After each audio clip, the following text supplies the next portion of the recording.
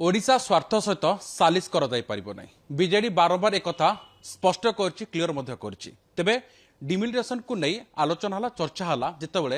MK Stalin निमंत्रण पठाई विरोधी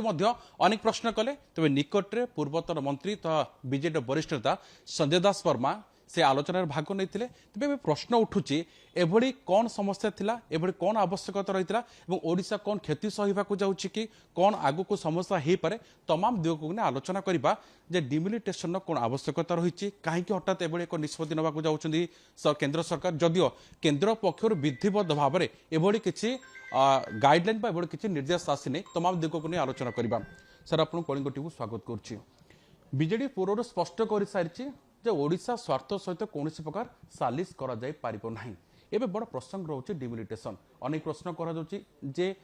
बीजेडी कोरे इंडिपेंडेंट आड़ को ढलुची प्रथम टे जाना चाहिए ये डिमिलिटेशन काली तो आपण अंशग्रहण कले 8 राज्य 4 मुख्यमंत्री एवं बीजेडी मध्य सामिल होता शुणु मु धन्यवाद जनइबी कलिंग टीवी की मु भुवनेश्वर रे पहुँचला प्रथम करिकी आपण सहित आलोचना करुच्ची गला काली चेन्नई रे जो बैठक होता जोटा तमिलनाडुर मुख्यमंत्री एमके स्टालिन जो मीटिंग रो आवाहक हिसाब से डाकी से 8टी राज्य सामिल होते वर्तमान कौन पाई भारत वर्ष रे 8टी राज्य सामिल होते एवं ओडिशा कहीं भाग नहीं सेटा है मूल कथा जो प्रश्न 2 दिन धरिकी चर्चा चली ओडिशार कौन राजनीतिक आवश्यकता थिला जे ओडिशा विजु जनता दल ए भाग नहीं मुझे स्पष्ट करदे चाहे भारत वर्ष रे ये 8टी राज्य आमर जो केंद्र सरकार जो नेशनल एजेंडा जनसंख्या नियंत्रण करने जो नेशनल एजेंडा से नेशनल एजेंडा को अत्यंत दक्षतार सहित कार्यकारी कर फल जनसंख्या नियंत्रण सठिक भाव में करा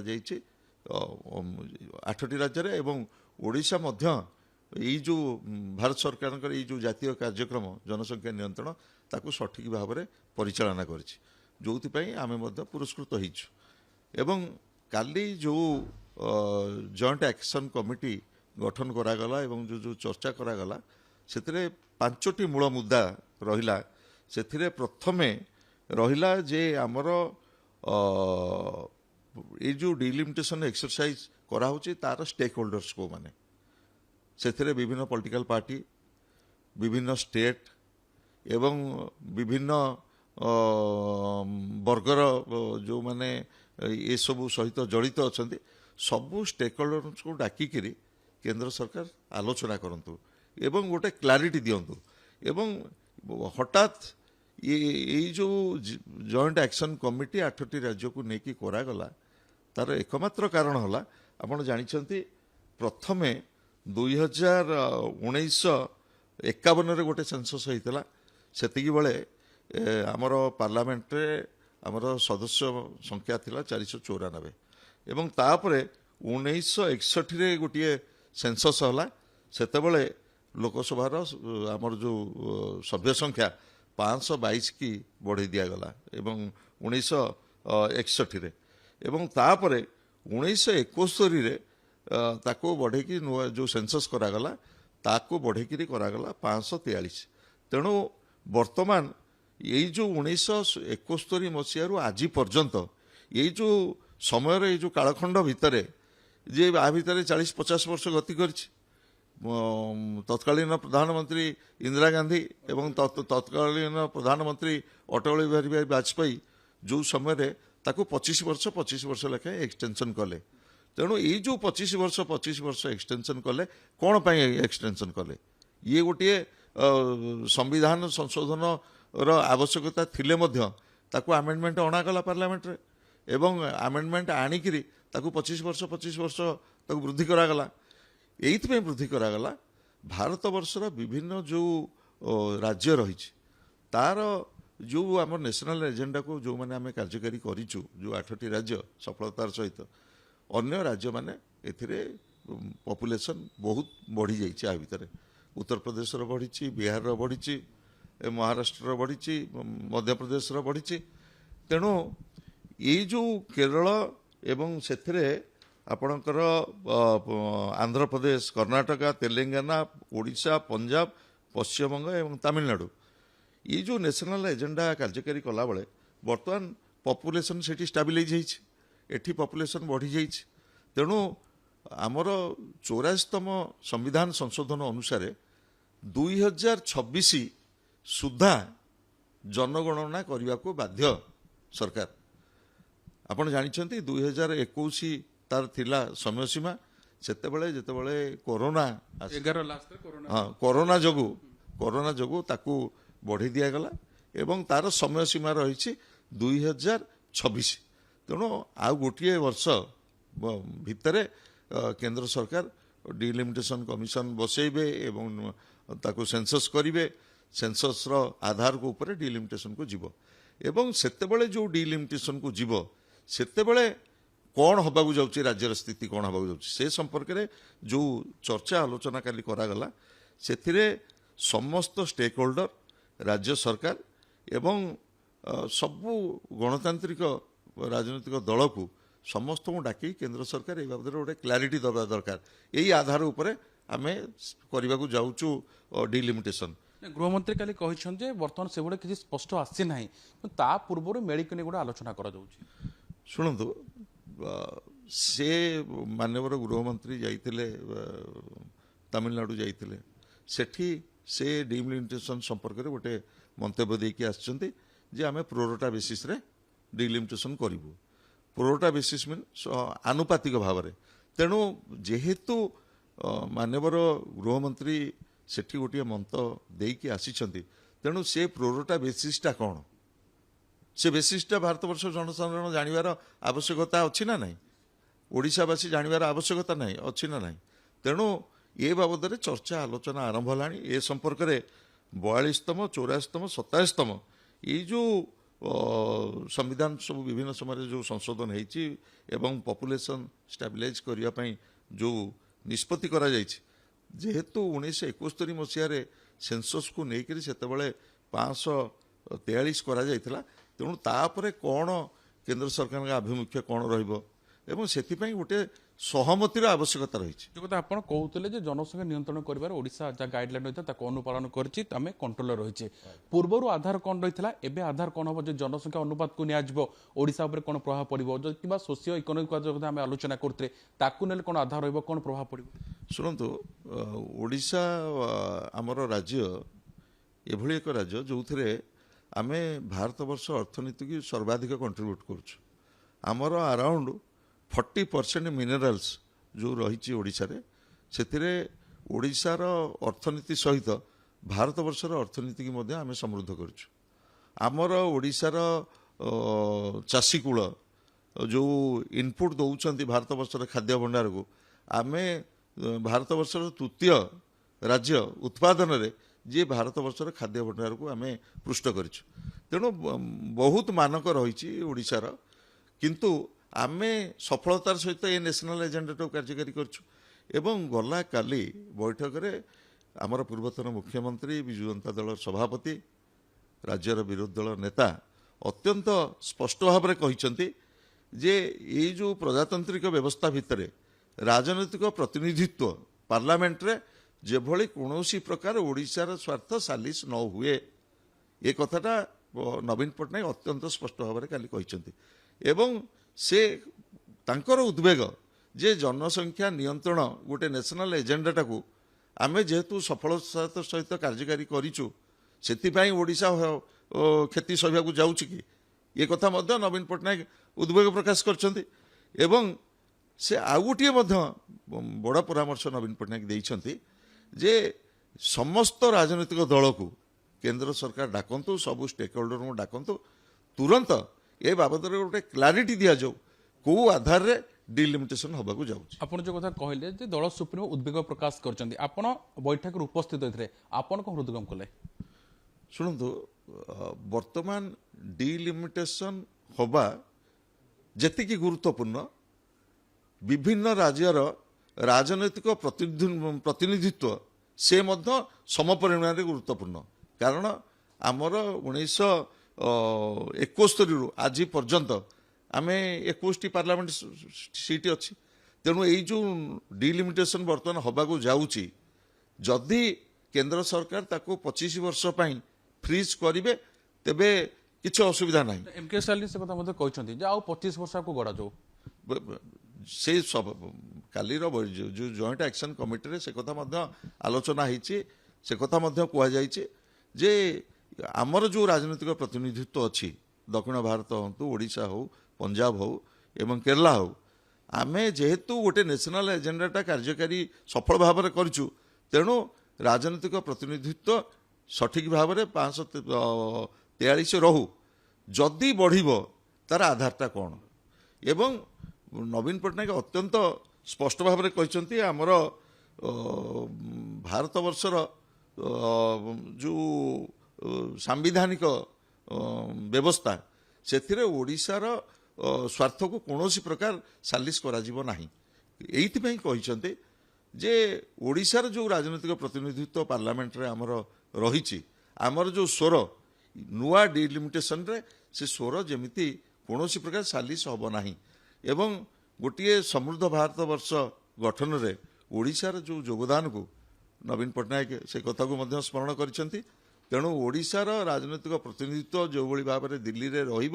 ସେଥିପାଇଁ ସେ ମଧ୍ୟ ଉଦ୍ବେଗ ପ୍ରକାଶ କରିଛନ୍ତି ଏବଂ ପରାମର୍ଶ ଦେଇଛନ୍ତି। କାଲି ଜଏଣ୍ଟ ଆକ୍ସନ କମିଟି ଯେଉଁ 8ଟି ରାଜ୍ୟର ମୁଖ୍ୟମନ୍ତ୍ରୀ ଏବଂ ରାଜନୈତିକ ଦଳର ପ୍ରତିନିଧିମାନେ ଯୋଗ ଦେଇଥିଲେ, ସେଠି ମଧ୍ୟ ନବୀନ ପଟ୍ଟନାୟକ ପରାମର୍ଶ ଦେଇଛନ୍ତି ଯେ ତୁରନ୍ତ କେନ୍ଦ୍ର ସରକାର ଏ ବାବଦରେ ସ୍ପଷ୍ଟ କରନ୍ତୁ କେଉଁଭଳି ଆଧାରରେ ଡିଲିମିଟେସନ୍ ହେବାକୁ ଯାଉଛି। କେନ୍ଦ୍ରମନ୍ତ୍ରୀଙ୍କ ଯେଉଁ କଥା ଅନୁପାତିକ କଥା ଯେତେବେଳେ ଆସୁଛି, ଆଉ ଗୋଟେ ଦ୍ୱନ୍ଦ୍ୱ ସୃଷ୍ଟି କରୁଛି। ଏପଟେ ଦଳ ସୁପ୍ରିମୋ ଯିଏ କହୁଛନ୍ତି ଯେ ଓଡ଼ିଶାର ସ୍ୱାର୍ଥକୁ ସାଲିସ କରାଯିବନି କିମ୍ବା ରାଜନୈତିକ ସ୍ୱରକୁ ସାଣିତ କରିବାକୁ ଦିଆଯିବନି। ଏବେ ଆଉ ଗୋଟେ ଦିଗ ମଧ୍ୟ ଆସୁଛି, ଦକ୍ଷିଣ ଭାରତ ବର୍ସେସ୍ ଅନ୍ୟ କିଛି, ଏଭଳି କଥା ମଧ୍ୟ ଆଲୋଚନା ହେଉଛି। ଏଇ ଗୋଟେ ଦିଗ ମଧ୍ୟ ସାମ୍ନାକୁ ଆସୁଛି। ଶୁଣନ୍ତୁ, ଏ ଦିଗ ଆସିବାଟା ସ୍ୱାଭାବିକ, କାରଣ ଦକ୍ଷିଣ ଭାରତର ପ୍ରମୁଖ ରାଜ୍ୟମାନେ କ୍ଷତିଗ୍ରସ୍ତ ହେବାକୁ ଯାଉଛନ୍ତି। ତା ସହିତ କେରଳ କ୍ଷତିଗ୍ରସ୍ତ ହେବାକୁ ଯାଉଛି,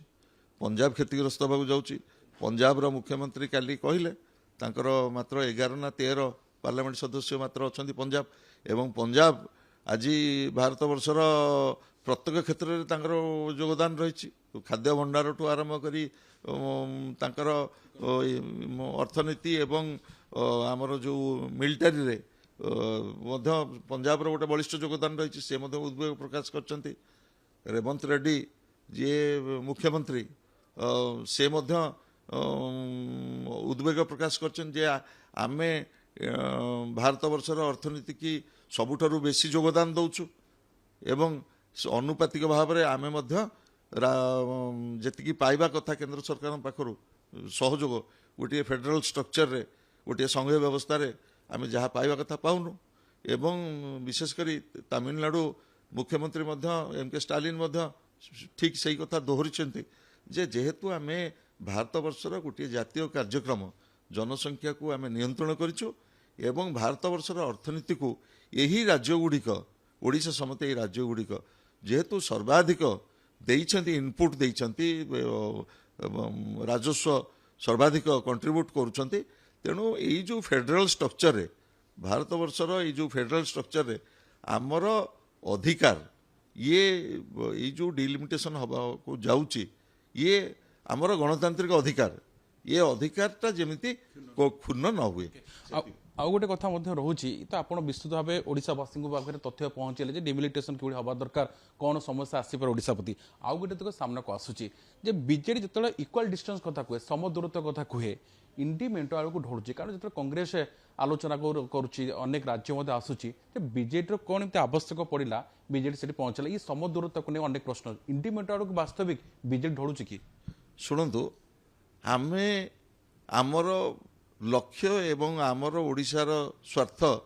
ସମ୍ପର୍କରେ ଆମେ କୌଣସି ପ୍ରକାର ସାଲିସ ବିଜୁ ଜନତା ଦଳ କେବେ କରିନି କି କରିବ ନାହିଁ। ଏ ବାବଦରେ ଆମର ନେତା ନବୀନ ବାବୁ ଅତ୍ୟନ୍ତ ସ୍ପଷ୍ଟ ଭାବରେ କହିଛନ୍ତି ଆମର ବିଜୁ ଜନତା ଦଳ ଯେଉଁ ରାଜନୈତିକ ଏଜେଣ୍ଡା, ଏଥିରେ କୌଣସି ପ୍ରକାର ରାଜନୈତିକ ଏଜେଣ୍ଡା କମ୍ପ୍ରମାଇଜ୍ ହେବାର ନାହିଁ। କିନ୍ତୁ ଏଇ ଯେଉଁ 8ଟି ରାଜ୍ୟ ଏକାଠି ହେଇଛନ୍ତି, ଏଇ କେଉଁ କାରଣ ପାଇଁ ଏକାଠି ହେଇଛନ୍ତି, ତା ପଛରେ କାରଣଟା କ'ଣ? କାରଣ ହେଲା ଜନସଂଖ୍ୟା ଆଧାରରେ ଯେଉଁ ଡିଲିମିଟେସନ୍ ହେବାକୁ ଯାଉଛି ତାକୁ ବିରୋଧ କରାଯାଉଛି। ଏବଂ ନବୀନ ବାବୁ ଅତ୍ୟନ୍ତ ସ୍ପଷ୍ଟ ଭାବରେ ସେଠି କହିଛନ୍ତି ଯେ ଯେହେତୁ ଆମେ ଗୋଟିଏ ଜାତୀୟ କାର୍ଯ୍ୟକ୍ରମରେ ସଫଳତାର ସହିତ ओडिशा आमे ताकू जनसंख्या नियंत्रण कलु एवं ओडिशार भारतवर्षर अर्थनीति को सर्वाधिक योगदान रही से आम क्षति सहिया जाऊँ कि तेणु ये ओडिशार राजनैतिक प्रतिनिधित्व पार्लियामेंट रे आमर स्वर केमिति आहुरी अधिक स्पष्ट हम एवं ए डिलिमिटेशन प्रक्रिया रे जेभली भाव में ओडिशार गणतांत्रिक अधिकार कौन प्रकार क्षतिग्रस्त न हुए से आम उद्वेग प्रकाश कर कौन राजनैतिक कारण नहीं एवं जो राज्य गुड़िक क्षतिग्रस्त होबाकू जाउची काली केरलर मुख्यमंत्री पिनेराई विजयन मध्य काली सेठी उपस्थित थिले तेणु विभिन्न कम्युनिस्ट पार्टी प्रतिनिधि माने थिले तेणु जो जो राज्य यही डिलिमिटेशन द्वारा प्रभावित होबाकू जाउछंती जनसंख्या आधार रे से समस्त राज्यर प्रतिनिधि माने विभिन्न राजनैतिक दलर सेठी जोग देइथिले ये गोटे नेशनल एजेंडा ये नेशनल एजेंडा टाको आमे ओडिशार स्वार्थ पई आमे कार्यकारी जे हला बेले आमे सबु बेले सतर्क भाव रे एक कथा दृष्टि रे रखिछु एवं आम नेता श्रीयुत नवीन पट्टनायक अत्यंत सस्पष्ट भाव रे काली कहिसंती जे समस्त राजनैतिक दल समस्त स्टेक होल्डर एवं ए डिलिमिटेशन रे क्षतिग्रस्त होतुबा समस्त राज्य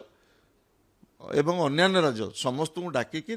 केंद्र सरकार गोटे स्पष्ट करंतु जे डिलिमिटेशन आधारटा कौन को बाटे डिलिमिटेशन होबाकू जाउची आ गोटे कथा मध्य सामनाक आसुची ये गोटे चर्चा भीतर आ गोटे चर्चा सामनाक आसुची बीजेडी भी दक्षिण मुहा जहाँ अनेक नेता वा अनेक राजनेता भी समालोचना करुछंती जे बीजेडी पाखरे विकल्प नाही दक्षिण मुहा होची बीजेडी शुणु नवीन बाबू नेतृत्व में ओडिशार 4.5 कोटी जनसाधारण भारत वर्षर विजु जनता दल गोटे प्रांतीय दल को 5 थर आशीर्वाद करछंती एवं सेवा करने सुजोग देइछंती एवं चलित साधारण निर्वाचन रे आमे जी सरकार रे अछंती भारतीय जनता पार्टी ठारू आमे प्राय 37,000 अधिक भोट पाइछु ओडिशा विधानसभा रे आमर 51 जन विधायक प्रतिनिधित्व करुछंती एवं राज्यसभा रे आमर 7 जन प्रतिनिधित्व करुछंती एवं आम पाखरे सबुठारु बड़ आज आमर नवीन पट्टनायक भली जड़े immense popular leader Biju Janata Dal भलिका गोटे प्रांतीय दल नेतृत्व नौछंती तेणु किए कौन कहला बड़ कथा नुह आमर लक्ष्य निर्दिष्ट ओडिशार जनसाधारण स्वार्थ ओडिशार स्वार्थ सबरे केबे भी विजु जनता दल सालिश करनी कि आगो केबे करिवो नाही सर शेष प्रश्न टी जाने पे चाहिए डबल इंजिन सरकार कथा सामना को आसुची जदि केंद्र मध्य स्पष्ट करी नाहांती ओडिया अस्मिता कथा कहा जाउथला ओडिशा विकास कथा मध्य कहा जाउथला शासक दल आभिमुख्य पर्यंत स्पष्ट मध्य होई पाले जे तो राज्य कथा को बारंबार मध्य दल नेता कहिसेन दलर विकास के दलर स्वार्थ तो बीजेपी केबे सालिश करि पारिबो नै एई परिप्रेक्षी तांको स्टैंड कोन रहइबो शुणु ए प्रसंग रे बहु आलोचना हलानी आज की सरकार गठन हबार है 10 मास है 10 मास चली बर्तमान एवं जो जो प्रसंग उपरे डबल इंजिन सरकार एटी सरकार गठन करची जो जो मुद्दा जो जो नैरेटिव एटी कहिकरी सरकार आसीचंती आमे आहुरी अपेक्षा करूछु जेहेतु गोटे मैंडेट से माने सरकार गठन पाई तेणु गोटे व्यवस्था रे गोटे सरकारी दलर जी आवश्यकता रही गोटे दृढ़ विरोधी दलर से आवश्यक रही विजु जनता दल गोटे दृढ़ विरोधी दल हिसाब से नवीन बाबू नेतृत्व में ओडिशार जनसाधारण विभिन्न समस्या को आमे विरोधी दलर भूमिका हिसाब से जहाँ उपस्थापन करिया कथा विधानसभा भितर एवं बाहर सेटा जारी रखिछु आमे आशा रखुछु जो जो कथा कहिकरी एठी डबल इंजिन सरकार आसीचंती से ओडिया अस्मिता ही पारे से 3,000 टंका भत्ता ही पारे से 50,000 टंका माँ मानक सुभद्रा योजना हिसाब से कही ही पारे कि अन्यान्य जो जो प्रसंग रे ओडिशावासी गोटे बड़ आशा रखिचु आमे से आशा मध्य आमे एपर्यंत मौलिनी मु मध्य आशा रखिचे आमको 300 यूनिट मागणा बिजुली मिलिबो एवं ओडिशार जनसाधारण 3,000 टंका भत्ता पाइबे एवं आपण देखिले वर्तमान गोटे खरीफ सीजन गला चाषी कूल को भाव में एठी हताश होती ଆପଣମାନେ ନିଜେ ଅନୁଭବ କରୁଛନ୍ତି। ତେଣୁ ବର୍ତ୍ତମାନ ଗୋଟିଏ ସରକାରର 10 ମାସ ଭିତରେ ଆମେ ଆଶା ରଖୁଛୁ ସରକାର ଯେଉଁ ଯେଉଁ ଏଜେଣ୍ଡା ଜନସାଧାରଣ ପାଖରେ ରଖିକିରି ଆସିଛନ୍ତି ସେ ତାକୁ ଦାୟିତ୍ୱର ସହିତ ପୂରଣ କରନ୍ତୁ। ବର୍ତ୍ତମାନ ସେ ସମୟ ଆସିନି, ବିରୋଧୀ ଦଳର ଆମେ ଭୂମିକା ନେଉଛୁ, କିନ୍ତୁ ଆମର ଅପେକ୍ଷା ମଧ୍ୟ ଯଥେଷ୍ଟ ରହିଛି କେନ୍ଦ୍ର ସରକାରଙ୍କ ପାଖରୁ, ରାଜ୍ୟ ସରକାରଙ୍କ ପାଖରୁ। ଓଡ଼ିଶାର ଜନସାଧାରଣଙ୍କର ସ୍ୱାର୍ଥ ପାଇଁ ନିଶ୍ଚିତ ଭାବରେ ସେମାନେ କାର୍ଯ୍ୟ କରିବେ ଏବଂ ଗୋଟିଏ ଦାୟିତ୍ୱ ସମ୍ପନ୍ନ ବିରୋଧୀ ଦଳ ହିସାବରେ ଆମେ ଆମର କର୍ତ୍ତବ୍ୟ କରିବୁ। ବହୁତ ବହୁତ ଧନ୍ୟବାଦ। ଯାହା ଆପଣ ସିଧାସଳଖ ଶୁଣୁଥିଲେ ସଞ୍ଜୟ ଦାସ ବର୍ମା ରହିଥିଲେ ପୂର୍ବତନ ମନ୍ତ୍ରୀ, ବିଜେଡିର ବରିଷ୍ଠ ନେତା। ଯେ ଡିମିଲିଟେସନର ଯେଉଁ ଦିଗ ରହିଥିଲା, ଆଧାର ରହିଥିଲା, କେଉଁ ଦିଗକୁ ନେଇ ହେବା ଆବଶ୍ୟକତା ରହିଛି, ତ କାହିଁକି ନା ବର୍ତ୍ତମାନ କେନ୍ଦ୍ର ଯଦିଓ ସ୍ପଷ୍ଟ କରିନାହିଁ ସଂଘୀୟ ବ୍ୟବସ୍ଥା କଥା କୁହାଯାଉ, କିଭଳି ଭାବରେ ରାଜନୈତିକ କ୍ଷେତ୍ରରେ ଓଡ଼ିଶାର ସ୍ୱରକୁ ପ୍ରଶମିତ କରିବାକୁ ଦିଆଯିବ ଶାଣିତି ହିଁ ରହିବ, ସେହି ତମାମ ଦିଗକୁ ନେଇ ଦଳ ସୁପ୍ରିମୋ ସ୍ପଷ୍ଟ କରିଛନ୍ତି ଏବଂ ଏକଥା ମଧ୍ୟ ସ୍ପଷ୍ଟ କରିଛନ୍ତି ଇକ୍ୱାଲ ଡିଷ୍ଟାନ୍ସ କଥା ଦଳ ଯାହା କହିଥିଲା ବର୍ତ୍ତମାନ ଆଭିମୁଖ୍ୟ ମଧ୍ୟ ସ୍ପଷ୍ଟ ରହିଛି, କିନ୍ତୁ ଓଡ଼ିଶା ସହିତ କୌଣସି ପ୍ରକାର ସାଲିସ କରାଯାଇପାରିବ ନାହିଁ। ଭୁବନେଶ୍ୱର ଭିଡ଼ିଓଗ୍ରାଫର ବିଘ୍ନେଶ୍ୱରଙ୍କ ସହିତ ଅମରଞ୍ଜନ ସିଂ, କଳିଙ୍ଗ ଟିଭି।